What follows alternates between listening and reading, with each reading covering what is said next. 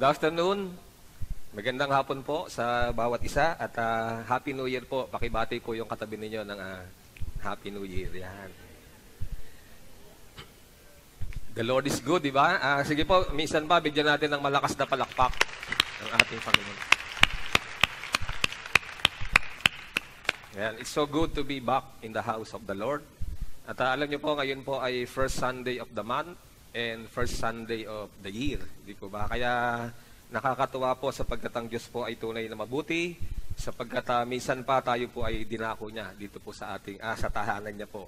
Kaya kung ikaw kapatid ay nagpupurit, nagpapasalamat sa Diyos, sige po, minsan pa, isang malakas na palakpak. Hallelujah. Amen. Amen. Praise the Lord. Alam niyo po, ang mensahe po ng Panginoon sa hapon na ito po ay matatagpuan natin sa aklat po o sa Gospel of Mark, and ito po ay series. Yan, series po ito na tinuturo ko po at praise the Lord sapagkat siya po ay mabuti.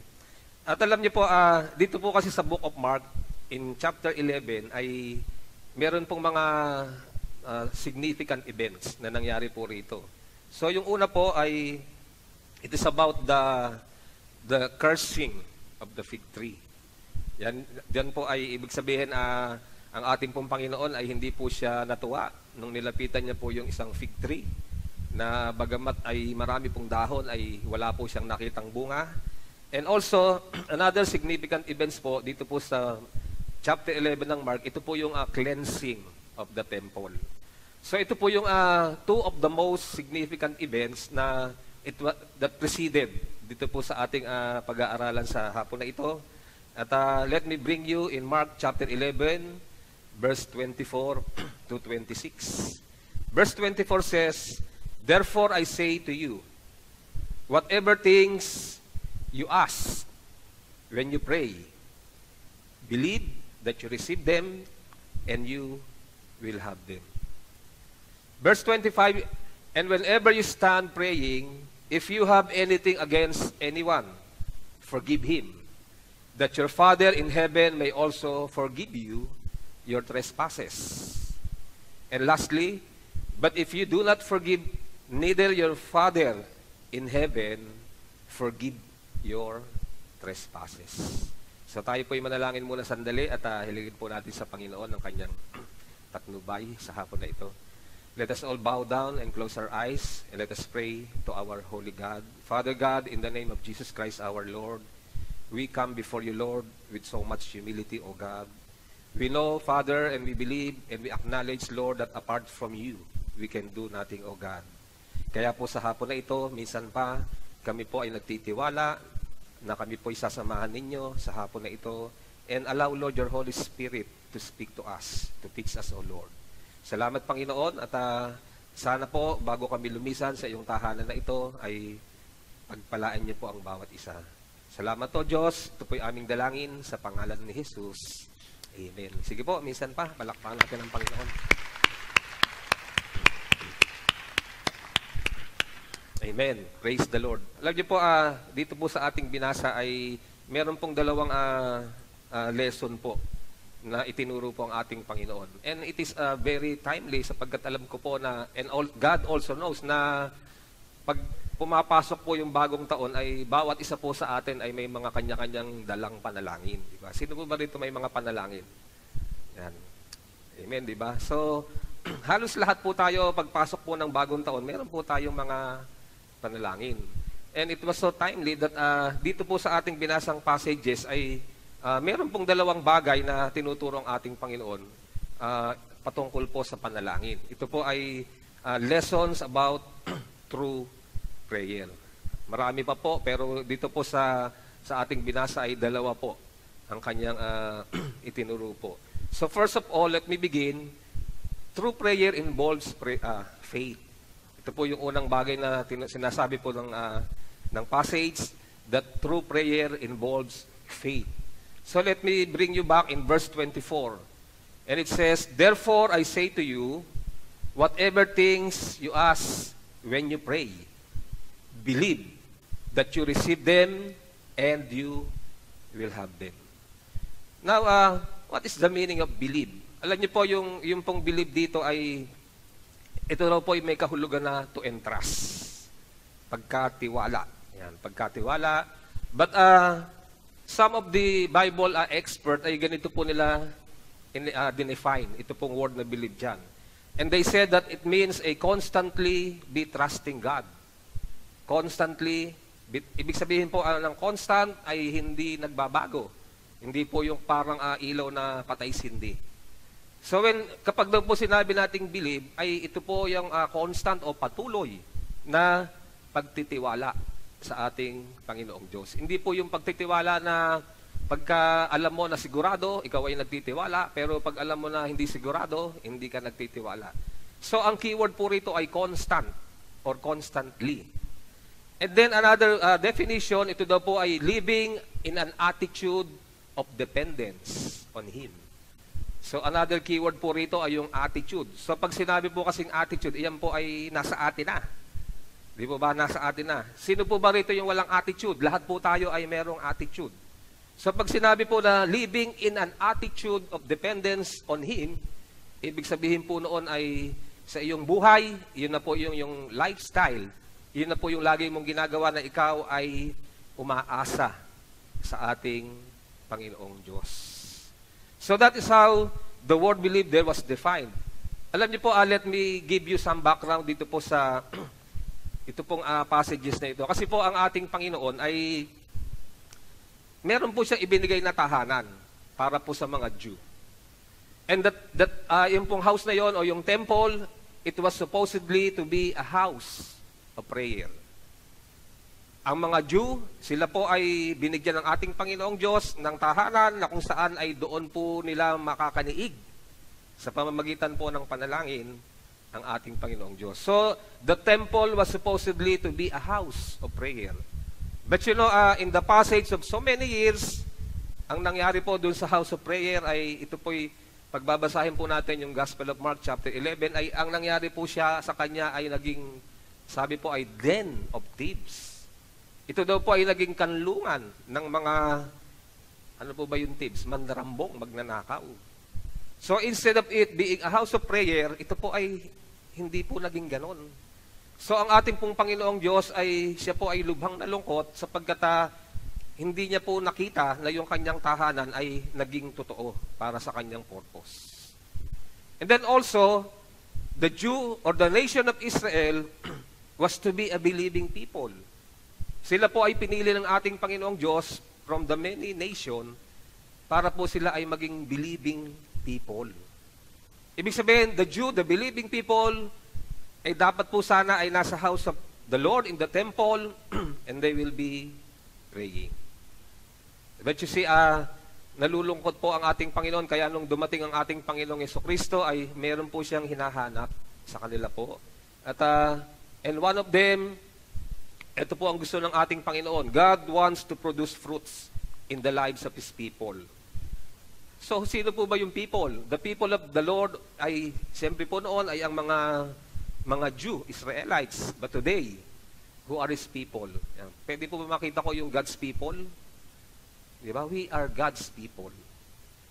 And so, God wants to produce fruits in the lives of His people. Yan. Tanong mo nga yung katabi mo, kapatid, meron ka bang bunga? Yan. Papitas na mga mo. Yan po, God wants to produce fruits in the lives of His people. But sadly, kagaya po nang nangyari ay kung matatandaan po natin ay bakit ba kinars ng ating Panginoon yung fig tree? Sapagkat nung lumapit ang ating Panginoon doon sa fig tree, nakita niya po ito'y tawag dito, mayabong sa dahon. Pero nang nalapitan niya po personally, wala po siyang nakita ni isang bunga. And so, just as the fig tree had leaves but no fruit, dito po kasi kino-compare yung Israel.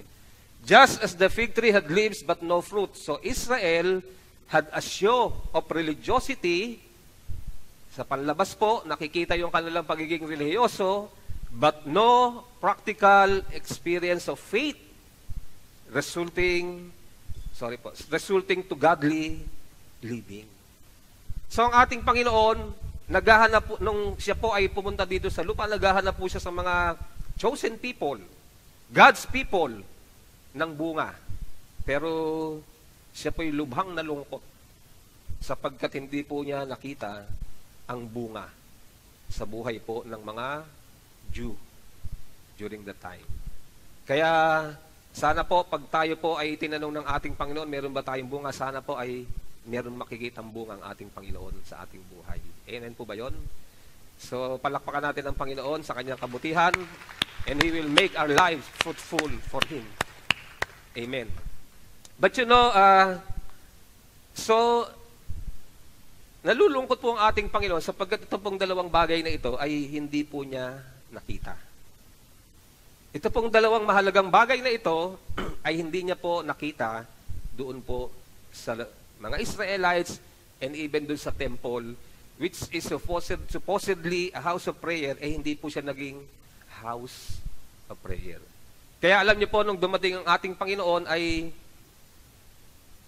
kinalas niya po yung fig tree. At nagulat po yung kanyang mga disciples sapagkat nung hapon ay kinalas ng ating Panginoon yung fig tree. Kinabukasan, nakita po nila na yung fig tree, ito po ay natuyo from top to root. Siya po ay natuyo. So sa kanila pong pagkamangha ay sinabi po sa kanila ng ating Panginoon in verse 22 and 23, sabi po dyan, so Jesus answered and said to them, have faith in God. For assuredly I say to you, whoever says to this mountain, be removed and be cast into the sea, and does not doubt in his heart, but believes that those things he says will be done, he will have whatever he says. Alam niyo po, ang keyword dyan po ay yung mountain. Ito po yung binibigyan ng emphasis po dito po sa verse na ito, na kapag daw po ang isang tao ay mayroong pananampalataya, ay kahit daw po yung mountain. Alam niyo po, ano po ba ibig sabihin ng mountain? In Zechariah chapter 4 verse 7, sa mga Jew po kasi meron silang imagery. So, ito daw pong mountain ay ito po yung nagpapahayag ng something. So, the Jew in their imagery uses a mountain as something that signifies, ano po yun? Number one, it signifies strong and immovable. Something strong and immovable. So pag daw po yung word na mountain ay ginagamit sa kanilang literature, yan po yung ibig sabihin po daw, yan po ang unang sinisignify na something strong and immovable. And secondly, ito raw po ay a problem that stands in the way. O maaari naman daw, ito po yung mga problema na kinakaharap po ng bawat tao sa kanyang buhay. And I'm sure that bawat isa po sa atin ay meron pong kanya-kanyang hinaharap na bagay na po na yan. Strong and immovable, a problem that stands in the way. Now, alam niyo po, pag tayo po humaharap sa bagay na yan ay of course sa ating pong sariling kakayanan, hindi po natin yan kaya. Hindi po natin yan kaya. Kaya nga po, apart from God, we can do nothing. But with God, we can move these mountains by trusting the Lord, our God. Yan. Pwede bang yung nagtitiwala sa Panginoon ay bigyan siya ng malakas na palakpak sa hapon na ito? Hallelujah.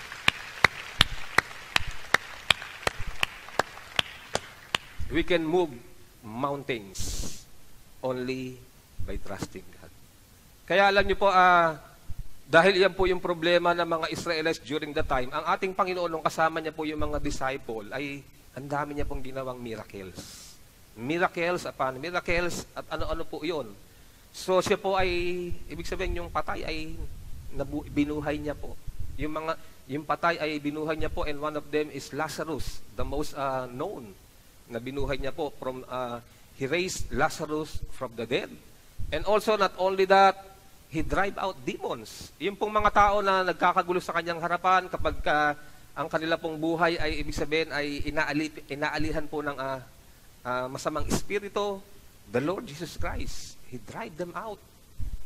Because ang gusto po ng ating Panginoong Hesus ay magtiwala ang kanyang mga disipulo, magtiwala ang mga Jew sa Diyos na siya po mismo ang pinadala ng ating Panginoong Diyos dito po sa lupa. And also, Siya po ay nagpagaling ng mga may karamdaman. Ang dami niya pong pinagaling na may karamdaman. Yung iba po ay napakatagal nang tinataglay yung karamdaman, at nung dumating po yung ating Panginoon, ito po ay pinakita niya. Nakita po yun ng marami. Nakita ng mga disciples, nakita ng mga Jew o Israelites during the time. Kaya, ginagawa po yun ng ating Panginoon so that ito pong mga disciples, the Jew, sila po ay talagang magkaroon ng malalim at matinding pananampalataya at pagkatiwala nila ang kanilang buhay sa Diyos na buhay at makapangyarihan. And hindi lamang po yan, ang ating Panginoong Hesus, siya din po ay nagpakain ng mga nagugutom. So in 2 instances, siya po ay sa kakaunting tinapay at isda ay pinakain niya po yung 4,000. And then in another occasion, siya po ay nagpakain ng 5,000. So those are miracles na wala pong pwedeng gumawa noon maliban yung isang tao na siya ay Diyos. Kaya po sa harapan ng kanyang mga disciples, sa harapan ng maraming sumusunod po sa kanya, ay ginawa niya po ang lahat ng bagay na yan. Sapagkat ang ating Panginoon ay umaasa na sa mga bagay na ito ay ibig sabihin tumanim ang malalim na pananampalataya sa buhay ng kanyang mga hinirang. Sa buhay ng mga disciples, at sa buhay po ng sinamang tao na mananampalataya sa ating Panginoong Hesukristo. Pwede bang isa pang malakas na palakpak sa nagtitiwala sa ating Panginoon? Amen. Hallelujah. Now, going back in verse 24. Sabi po dyan, therefore I say to you, whatever things you ask when you pray, believe that you receive them and you will have them. Now, ano po ang sinasabi ng nito pong talata na ito, this verse? Ito po yung nagsasabi sa atin that when we truly pray, ano po yun? You must have a strong belief that He is able to accomplish things. Kahit po yung mga bagay na sa ating paningin ay difficult, kailangan daw po tayo magtiwala. When you pray, you must have strong belief that that God is able to accomplish things. Kahit po yung mga the most difficult things sa ating buhay. Yan, kayo po ba yung naniniwala doon, mga kapatid, mga kaibigan? Sige po, kung kayo naniniwala, minsan pa, palakpakan natin ang Panginoon.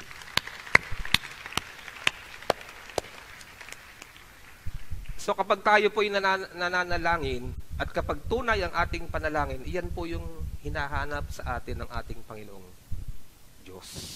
That we should completely, constantly trusting Him. Now, pangalawang lesson. True prayer involves forgiveness.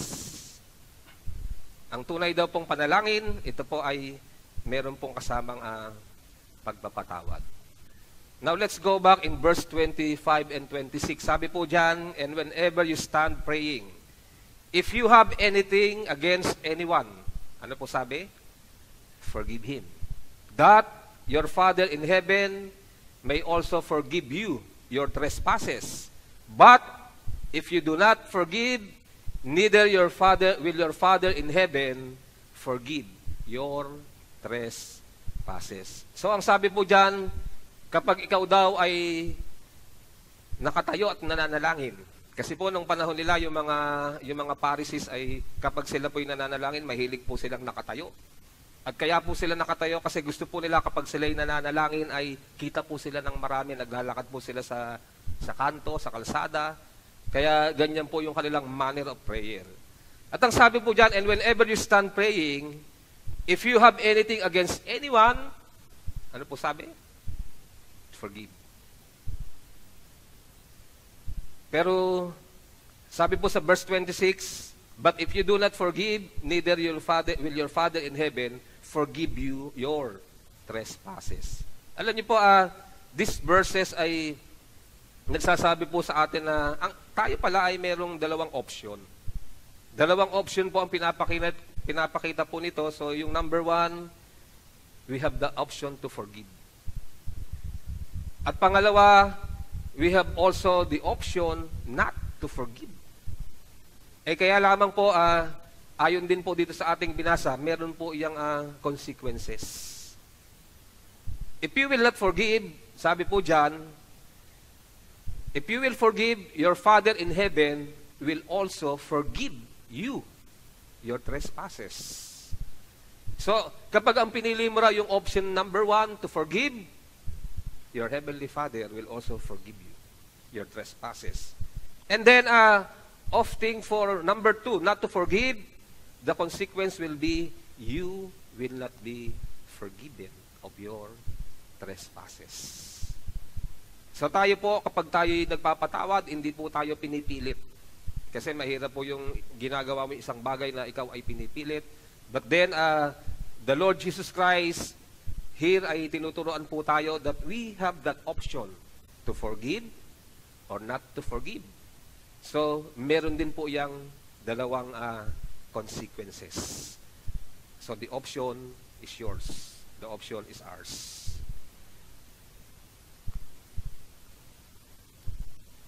And then also in verse 25, sabi po dyan, and whenever you stand praying, if you have anything against anyone, forgive him, that your Father in heaven may also forgive your trespasses. Now let me share you, ano po ba yung, paano po ba define po rito yung word na forgive? Ito daw po ang ibig sabihin ay to send forth.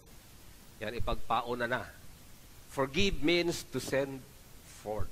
Also, it means let go. Let go. Pakawalan mo na. Release. And another meaning, ito daw po ay to put away. To put away.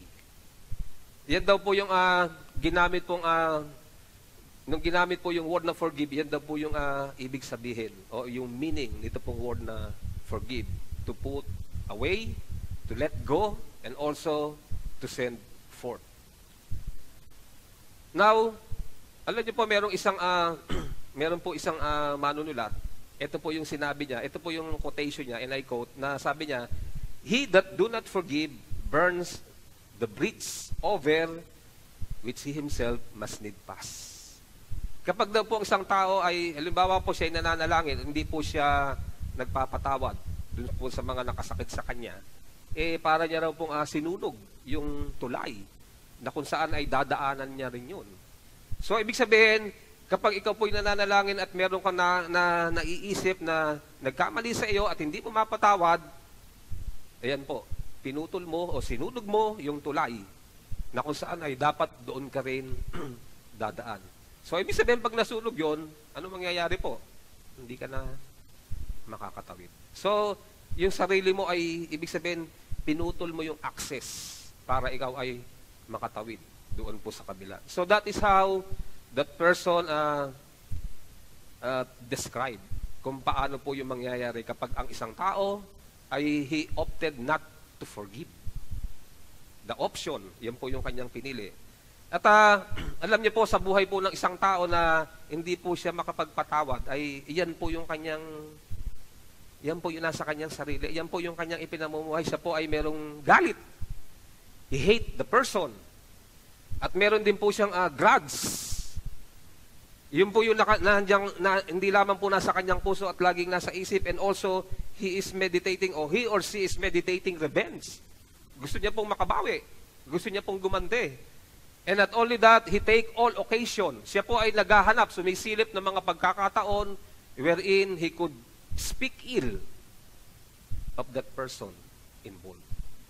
So, ang isang tao po na, ibig sabihin, he or she opted not to forgive, yan po yung, diyan po umiikot yung kanyang buhay. Hate, grudge, revenge, and speaking ill against that person. Yan. Nakakalungkot naman po, di ba?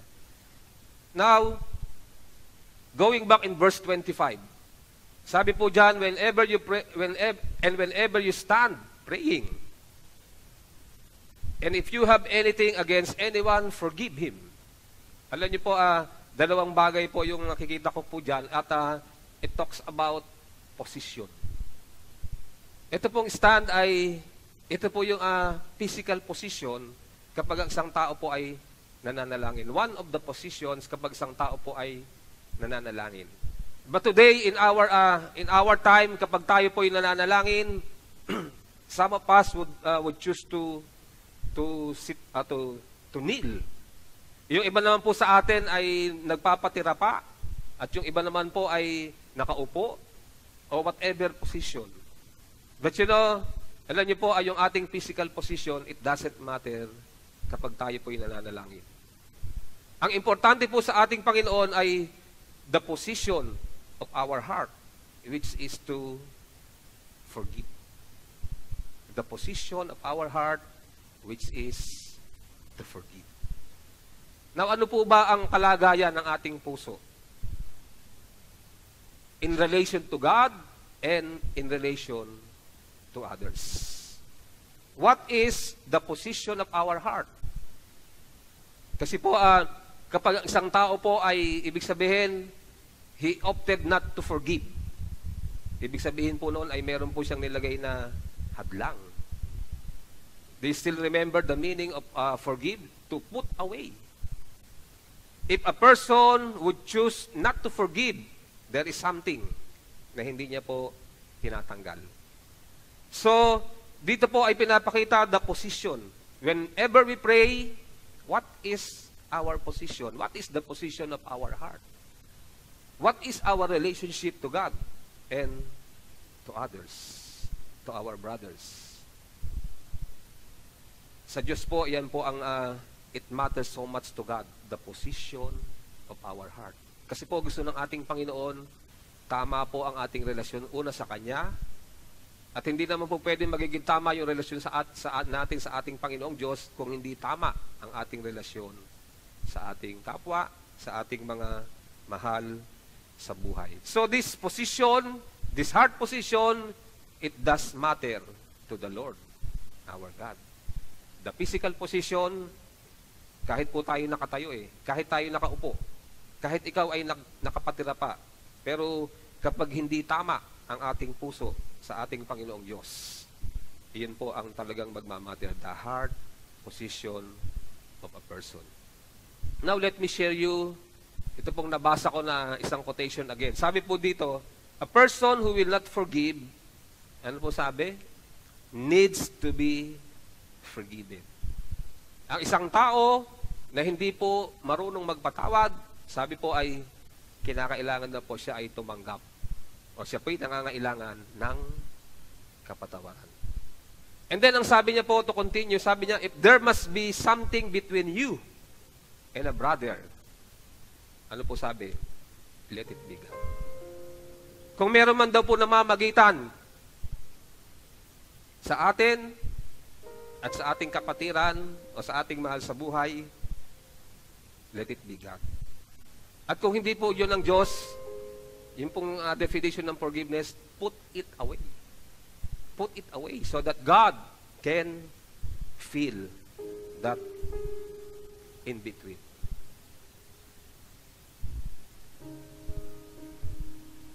So ito po yung tinuturo nitong verse 25 and 26. That whenever we pray, that whenever you pray, when you truly pray, when we truly pray, you must humbly seek forgiveness and harbor no resentment. Now let me summarize po. Ito pong lesson ng ating Panginoon. Dito po sa Luke o sa Mark chapter 11. First, true prayer involves faith. Are we praying in faith? Secondly, true prayer involves forgiveness. Now, let me close po this message with the verse from the Bible. Habang lumalapit po yung ating mga leader for the communion. Ito po ang sabi sa Isaiah. Isaiah chapter 65, verse 24. Now, sabi po rito ng ating Panginoon through Isaiah, it shall come to pass that before they call. Sino po yung they? Ito po yung mga mananampalataya ng Panginoon. It shall come to pass that before they call, I will answer. Wow! Bago pa lang daw po tayo tatawag sa Panginoon, ay sasagot na siya. And while they are still speaking, habang sila daw ay nagsasalita, nananalangin, Ang sabi po dito ng ating Panginoon, I will heal. Wow. Sana po pag tayo nananalangin ganito, bago pa tayo tatawag, may sagot na. At habang tayo pa lang ay nagsasalita, nananalangin, sabi po dyan, I will heal. Wow. I am praying that when we truly pray, ganito po sana ang usapan. Kaya po mga kapatid, sa hapon na ito, bago po tayo mag-participate in that communion, ikaw ba ay nananalangin sa Panginoon? Panginoon, sana po sa aking pananalangin, turuan niyo po ako na tunay na magtiwala. At kung naiisip mo ngayong kapatid na meron kang dapat na tao na patawarin o meron kang dapat ihinging kapatawaran, bago po tayo mag-participate dito po sa communion ay pwede bang itaas mo yung kamay sa ating Panginoon ngayon? Lord, I want to release forgiveness and I want also to be forgiven. In Jesus' name. Manalangin po tayo sandali, Lord. Nakikita mo po ang kamay ng mga taong nakataas, Panginoon. Ang kamay ng mga ng iyong anak na nakataas, Panginoon. And today, Lord, speak to them, Lord. Igawad mo, Panginoon, sa amin ang iyong kapatawaran, ang iyong pagpapatawad. Panginoong Diyos, linisin niyo pong aming puso at turuan niyo po kami na kami manalangin ng tama, Panginoon, at sa aming pananalangin, Panginoong Diyos. Tunay nga na kami magtiwala at magpatawad, mag-release ng kapatawaran at humingi ng kapatawaran. Salamat o Diyos, ito po'y aming dalangin.